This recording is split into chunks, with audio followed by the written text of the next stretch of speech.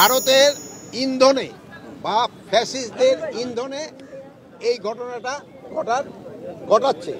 তা আমরা এটা যেন ঘটাতে না পারে এই জন্য আমরা আমাদের সর্বাত্মক ব্যবস্থা নিচ্ছি এবং আমাদের যে উপদেষ্টা মানে প্রদীপ ভাই এবং যে পার্বত্য চট্টগ্রামের যে উপদেষ্টা উনি ওই জায়গায় আছেন, উনি এই জিনিসটাও দেখতেছেন, উনি আইন শৃঙ্খলা বাহিনী এবং লোকাল লিডারদের সাথে কথা বলছেন। এখন পরিস্থিতি মোটামুটি সন্তোষজনক অবস্থায় আছে। তা আপনারা জানেন কিছু সন্ত্রাসী পাহাড়ের উপরে থেকে তারা ফায়ার করছে এবং এই হাতিয়ারগুলি অনেক সময় বাইরে থেকে আসছে, যেটা আপনি ভাই বললেন। আমি অবশ্য দেশের নাম বলতে চাই না, আমার সাংবাদিক ভাই দেশের নামটা বলে দিচ্ছে। তা আপনারা এটা যেন প্রতিহত করতে হলে আপনাদের সবাই আমাদের সাহায্য এবং সহযোগিতা দরকার হবে।